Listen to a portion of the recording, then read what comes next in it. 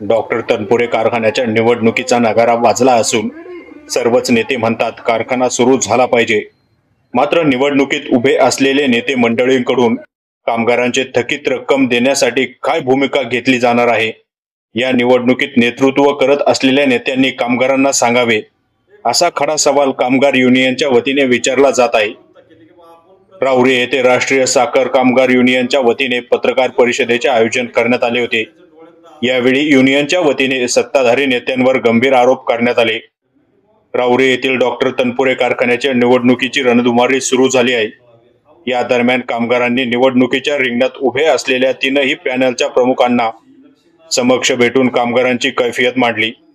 यामध्ये जनसेवा मंडळाचे अरुण तनपुरे, शेतकरी विकास मंडळाचे राजूभाऊ शेटे तर कारखाना बचाव कृती समितीचे अमृत धुमाळ यांची भेट घेतली असून या नेत्यांनी कामगारांची थकीत देण्यासंदर्भात ठोस पावले उचलावी व आम्हा कामगारांना आश्वासन द्यावे की कामगारांची थकीत रक्कम कशा पद्धतीने देणार आहे.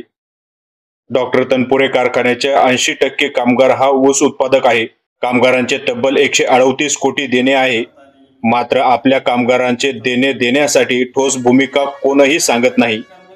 आम्हाला निवडणुकीत राजकारण करायचे नाही, पण आम्ही कामगारांनी कारखान्यात अहोरात्र मेहनत घेतली आहे. गेली अनेक वेळा निवडणुका झाल्या, पण कामगार कायमच संचालक मंडळाच्या पाठीमागे ठामपणे उभा राहिला आहे. सध्या 3 पॅनल उभे आहेत.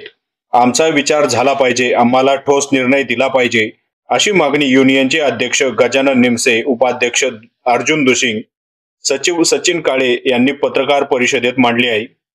येत्या 21 मे रोजी श्री लक्ष्मी नारायण मंदिराच्या प्रांगणात कामगार मेळावा ठेवला असून या मेळाव्यात 3ही मंडळांना आमंत्रित केले असून कामगारांबद्दल आपली ठोस भूमिका स्पष्ट करावी असे आवाहन कामगार युनियन संघटनेच्या वतीने करण्यात आले.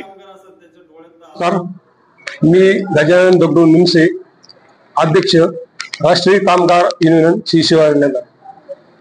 आता राहुरी कारखान्याचे इलेक्शन चालू झाले आणि त्या इलेक्शन मध्ये कामगारांची भूमिका मांडण्यासाठी मी इथं उभा आहे. आता सध्या कारखान्याचे 3 पॅनल झालेले आहेत आणि त्या पॅनलच्या मधून कामगाराचे थकीत देण्यासंदर्भात आम्ही विचार विनिमय करणार आहे. प्रथमतः आम्ही आमच्या कामगार युनियनमार्फत स्वतःची मीटिंग घेतली. त्यानंतर सर्व कामगारांना एकत्र बसून त्यांच्याशी विचार विनिमय करून व आता आपण सध्या कोणत्या पॅनलशी संपर्क करायचा, तर त्यामध्ये आमच्या सर्व कामगारांच्या मध्ये असे ठरलं तर प्रत्येक मंडळाला आपण सगळं भेटून घ्यायचं आणि आम्ही दिनांक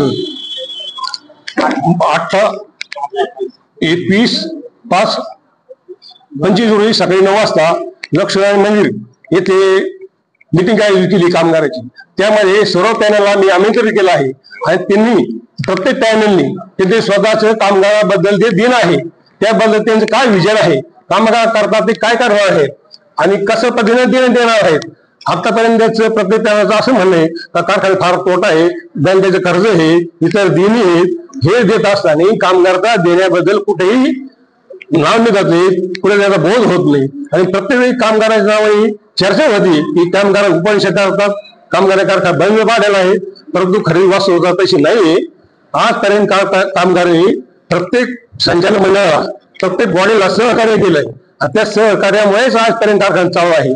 प्रत्येक वेळेस कारखाना चालू करत असताना कारखान्याचा सीजन असेल त्यावेळेस सीजनमध्ये तुम्हाला लेबर भरती असेल, त्यावेळेस काही पैशाची अडचण असेल, त्या प्रत्येक वेळेस कामगारांनी मागे घेऊन स्वतःचे पैसे त्या सीजन वापरायला करून दिले. तर आपल्या वाटलं आपला कारखाना चालू राहायला पाहिजे.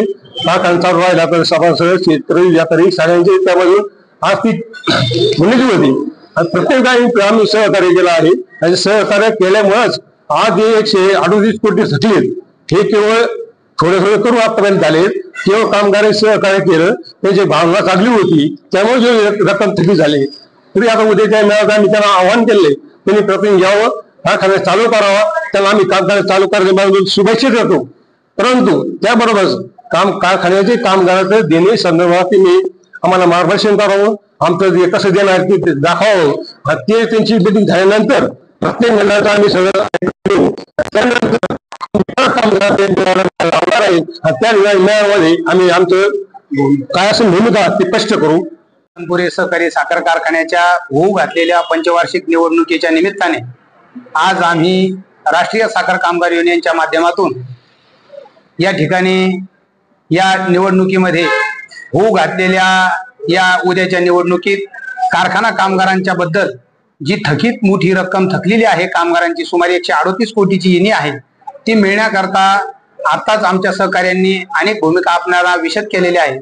परंतु त्यापैकी या ठिकाणी जे आज आम्ही सकाळी आमच्या युनियनची मीटिंग घेतल्यानंतर कारखाना बचाव कृती समितीचे अध्यक्ष अमृत काका धुमाळ असतील, त्यानंतर शेतकरी मंडळाचे अध्यक्ष रामचंद्र चिमाजी शेटे पाटील असतील, त्याचप्रमाणे जनसेवा मंडळाचे अध्यक्ष माननीय अरुण साहेब तनपुरे साहेब असतील, यांना सर्वांना प्रत्यक्ष भेटीद्वारे आम्ही निवेदन दिलेलं आहे की आत्ताच आमच्या युनियन मार्फत ठरलेल्या दिनांक 21/5/2025 वार बुधवार रोजी कामगार मेळाव्याचं आम्ही आयोजन केलेलं आहे आणि त्या मेळाव्यामध्ये येऊन आपण आपल्या मंडळाची जी कामगारांची देणी देण्याविषयीची भूमिका आहे ती विशद करावी व त्यावेळेस येऊन कामगारांना आपण आपल्या मंडळाचं विजन सांगावं. नव्हे तर आपल्या जाहीरनाम्यामध्ये कामगारांची देणी कशी देणार आहात त्याबद्दलही आपण विस्तृत असा उल्लेख करावा की जेणेकरून कामगारांना देखील उद्याच्या निवडणुकीमध्ये आपल्या सर्वांचा विचार करता येईल.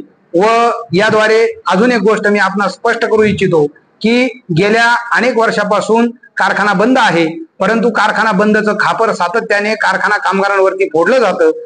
परंतु ती बाब अतिशय चुकीची आहे, कारण की कारखाना बंद पडत असताना केवळ आणि केवळ या राज्यकर्त्यांच्या व या राजकीय मंडळींच्या नाकर्तेपणामुळे कारखाना बंद पडलेला आहे. नाचता येईना अंगण वाकडे अशी परिस्थिती आहे.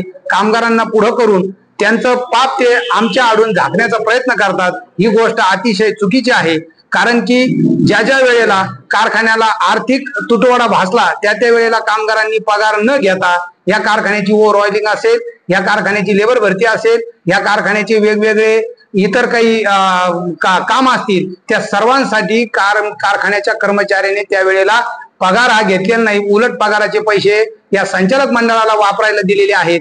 ही खरी ही सत्य बाब आहे व ही खरी जनतेसमोर आली पाहिजे. हाच यातून आमचा मानस आहे.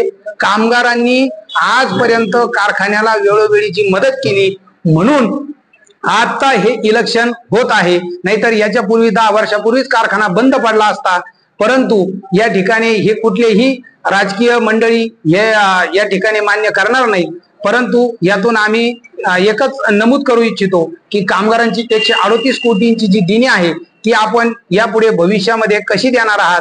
कारखान्याची होऊ घातलेली जी निवडणूक आहे ती आपण जेवढ्या तत्परतेने आणि निडरपणे लढत आहात तेवढ्याच तत्परतेने कामगारांचा पैसा कामगारांना मिळेल का अशी आशा देखील या कामगारांची आहे आणि ती त्या ठिकाणी पूर्ण करण्यासाठी आपलं मंडळ सर्वतोपरी काय सहकार्य करेल हे आपण किमान लेखी किंवा आपल्या जाहीरनाम्यामध्ये जर कामगारांना दिलं तर इथून पुढे मला वाटतं कामगारांचा हा वनवास थांबेल.